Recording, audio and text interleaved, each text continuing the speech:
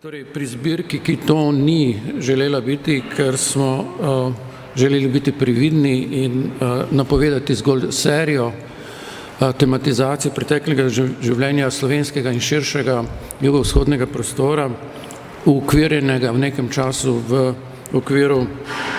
različnih Jugoslavij, gre dejansko za naš tradicionalni interes, kako omogočati ljudem, ki so živeli v tem prostoru in ki so ga na različne načine reflektirati, zagotoviti glas, kar pomeni, da njihov spomin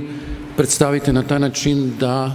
lahko postane skupen spomin oziroma da skozi njihova očala, skozi njihovo perspektivo lahko razumemo, kakšno je življenje v tem prostoru dejansko bilo, vsakdanje življenje in tudi sicer. In podobno kot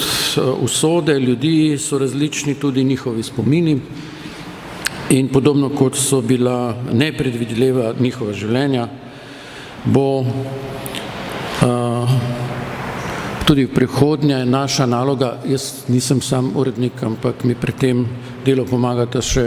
kolega Martin Pogačar in Tanja Petrovič, bomo za začetek mi trije skrbeli za rokopise, ki bodo pač služili temu namenu, se pravi omogočali ta tako imenovani pogled od spodaj in lažje razumevanje življenja v tem prostoru.